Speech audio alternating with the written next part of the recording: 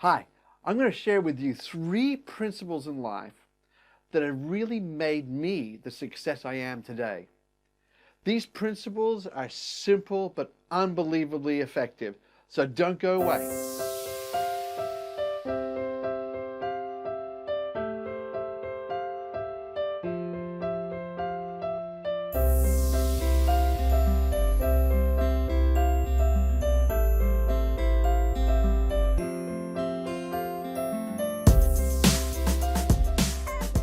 Back in my 20s, I was really looking for a solution to the whole concept of success and what does success mean and how can you become more successful. And I was reading so many books by Tom Peters, Stephen Covey, 7 Habits of Highly Effective People. And then lo and behold, what happened was that he said, oh, I discovered another habit, the 8th habit. It was almost like, oh, my publisher said I need to release another book. And I read the 5th Discipline by Peter Senge. I read all these different books, and I was a voracious reader. And I was reading biographies from Bill Gates through to Rupert Murdoch, through to Billy Graham, for that matter. I was trying to get all the information in and sort of say, okay, so what is the secret to success?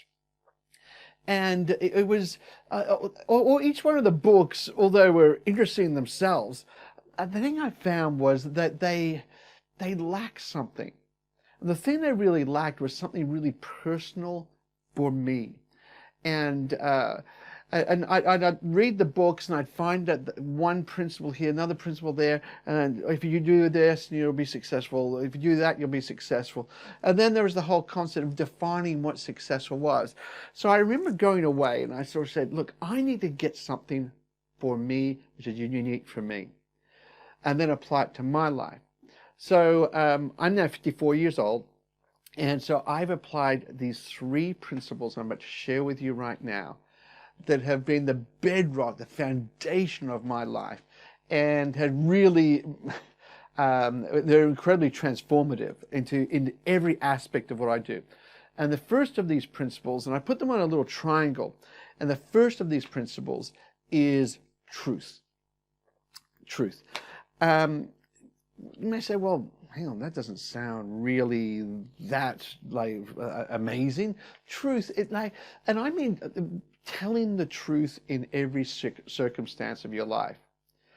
And it's very difficult to do that, to be truthful, but not just be truthful to others, but be truthful to yourself.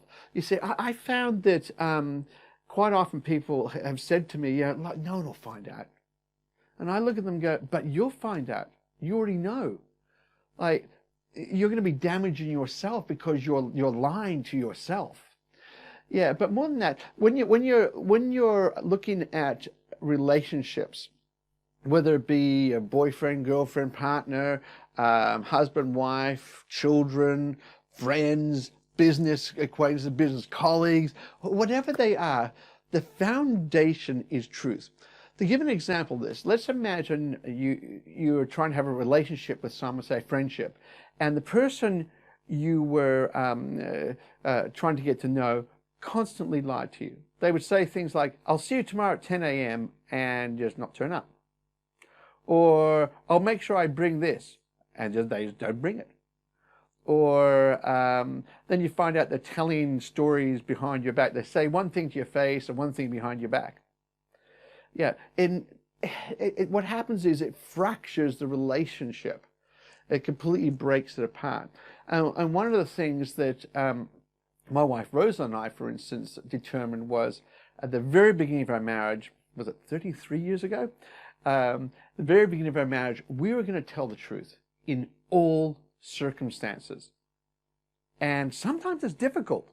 And sometimes you sort of think, well, now it would be easier to tell a white lie. No, tell the truth. Tell the truth. Make sure there's nothing hidden. There's nothing behind the scenes. There's nothing that the other person could think, well, are you being truthful with me? Why? Because the foundation of every relationship depends upon the truth. If you ever find yourself in the trap of thinking, oh, look, I'll just tell a white lie here, then really stop and say, and go, don't do it. But more than that, let's imagine you're in a situation where you'll never be found out for whatever the issue is, and no one will ever find out. Remember, you know that you told a lie. And it damages you on the inside. Every time you tell a lie, your conscience will then go, hey, hang on a second here, you shouldn't be doing that. That's what a conscience is all about. You shouldn't say that about that person. You shouldn't do that particular action. And your conscience will rise up. Now, if you're in a situation where it doesn't anymore, then it's called a seared conscience. A seared conscience is, you know what? It just doesn't go along and complain to you, so you can lie as much as you like, and your conscience doesn't do anything. And that's a really sad state of affairs, because that means you'll be lying to other people, lying to yourself and everything like that, and you won't even realize that you're actually destroying the relationships around you. So if you want to go and build a great marriage, if you want to build a great relationship with your kids, if you want to build great businesses and things like that, always be truthful. No matter what, be truthful. So that's one part of the triangle. The other part of the triangle is on the other side, and that's trust. Trust is all about the long term. For instance, if I've just met you, and I thought, oh, you seem like a nice person, am I going to trust you to look after my kids? Not a chance. I've just met you. I really don't know much about you.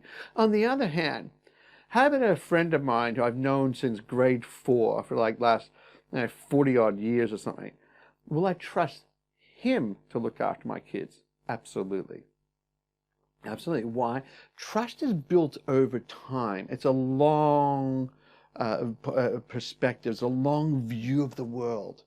And there's something really powerful about seeing long-term relationships and the fruit of long-term relationships.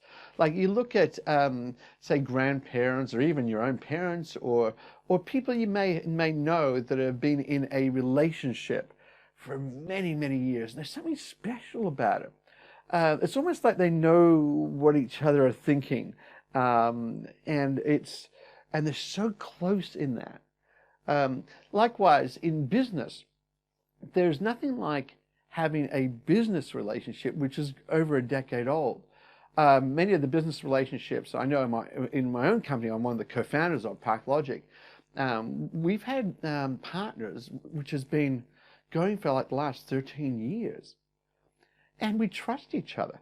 Why? If something goes wrong, you sort it out and you move on. You know, it's you could just you have that sense of, I know that I can rely on you. So it's built on truth, that you're not going to get a story from them, and you're not going to tell them a story. And it's built on trust. It's over a long period of time. And that's a really key thing. If you're, say, looking at developing a relationship, thinking maybe you're searching for that partner in life you want to spend your life with, you know, and always be truthful with them. That's the foundation. And then have a long-term view.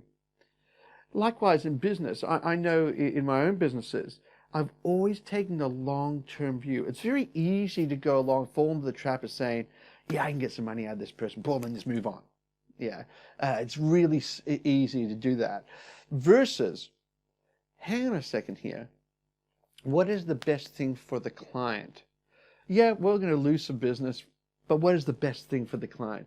And if we lose some business, that's okay, because you know what? In a few years' time, they'll remember the fact that we recommend they do something which caused us to lose the business, and they may come back again. And so that's really important, to develop that trust and have a reputation of being someone who is trustworthy. That's, I must admit that if one day when I sort of push up daisies, and if someone writes on my headstone and say, "Here's a truthful person and trustworthy," I would be like, "Wow, that's the penultimate to me." Okay, so there's two sides, 2 points to the triangle, and there's the top part. The top part of the triangle is learning. Because let me tell you, over the years, like we're all not perfect. Let me tell you, I've told lies. Maybe I haven't been as trustworthy as I should have. So at times in my life. So the top is learning, which is make sure when you blow it that you learn, apologize, learn from the mistake, and move on. Having a learning mindset is a really, really powerful thing.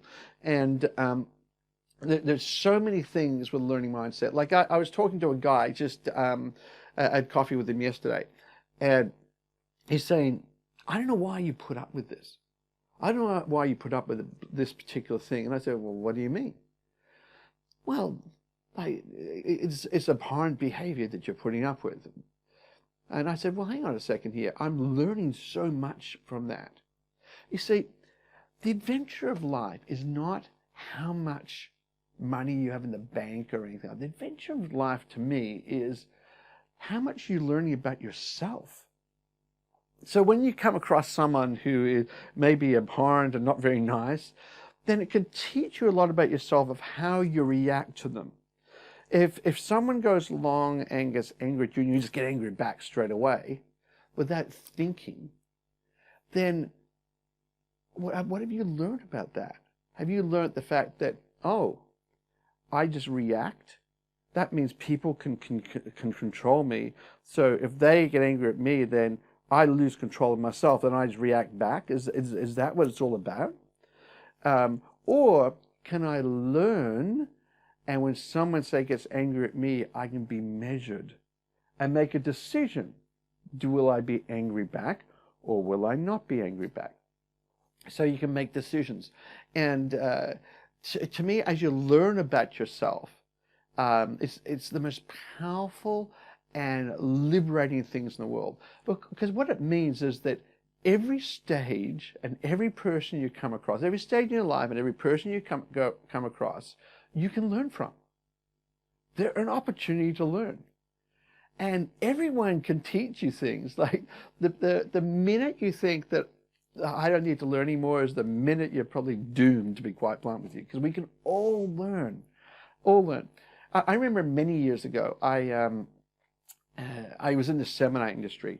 I just progressed out of the sort of training area to suddenly breaking into the seminars and having a crowd of people in front of me. And I had them for 2 days, and I would teach them a particular topic and so forth like that.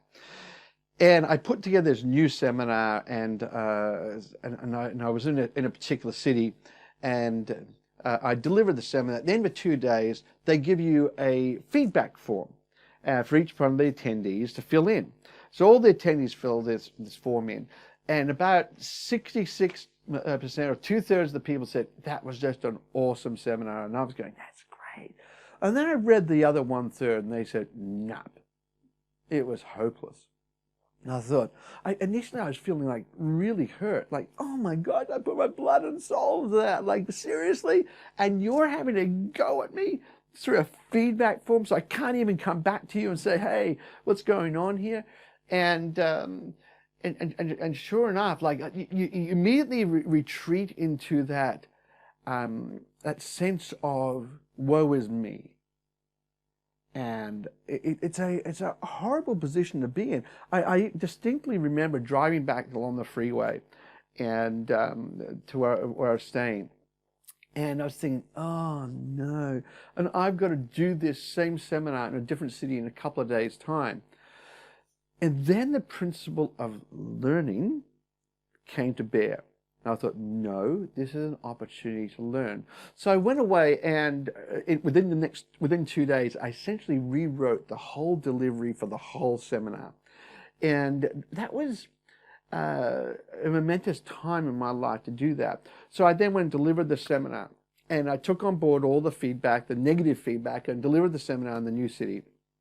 And I looked at the form 2 days later. 100% of people loved the seminar. I thought, yes, yes. I was so happy, I must admit. I was like, yeah, I did it. You know, the principle of learning really worked. And I was so excited by that. And it's always nice getting a pat on the back by people, particularly in a formal sense with a feedback form. But then I thought, well, hang on a second here. If they all liked it, then how am I going to learn from here? So I then went back and I looked at every single aspect of the seminar I delivered and said, how can I improve it? How can I improve it? How can I improve it? How can I communicate that better? How can I communicate that better? And so forth. And I really went through it. And because I wanted to have that constant sense of learning, a constant sense of improvement. And that's just so important in life for me, that principle of truth, trust, and learning. Those principles have allowed me to get through incredible adversity in my own life. You see, there's no mistakes. There's learning opportunities. I remember I had a person, they did blew, like, was it $3,000? They didn't have very much money at all, and they blew $3,000 on an idea. And I said, what do you mean you lost $3,000? They said, oh, it's all gone. And I said, well, hang on a second. No, it's not. It's not all gone, because you have the opportunity to learn right now from it, which means you've just been on a $3,000 training course. I said, you probably got a bargain out of this. You're young. You spent $3,000. What of it? Yeah. In the scheme of things, that's not very much to learn a life lesson. Yeah. So, which brings up a point. So you've got this triangle, and in the middle, what is in the middle? In the middle is your character.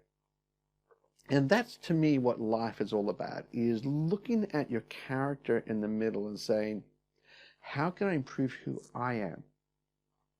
How can I go to a conference, whether it be in my industry, the domain industry or something like that, and be known as a person who's truthful, be known as a person who's trustworthy, be known as a person who wants to learn, who wants to listen, who wants to go along and understand. Was it seek first to understand before being understood? So there's all these different principles in life, and they're the three that stood the test of time with me. And I find that they're principles that are, dare I say, ingrained inside me now. I've been abiding by them for nearly 30 years. And maybe this is my book. Maybe I should write a book on the 3 principles of truth, trust, and learning. Now, there's a few more things to those principles, and maybe I can allude to them in the following video. But I'd love your feedback on what are the principles in your life. Or maybe you don't have any, and maybe this is a real revelation for you, saying, yeah, maybe I should look at principles. Because let me tell you, when you have principles in your life, everything suddenly gets easier. And I'll talk about that another time. I hope you enjoyed that video and you find them really valuable for your business and helping you make better decisions. Don't forget to like, subscribe, or pass the video on to your friends. Anyway, thanks a lot for that. Have a great day. Bye.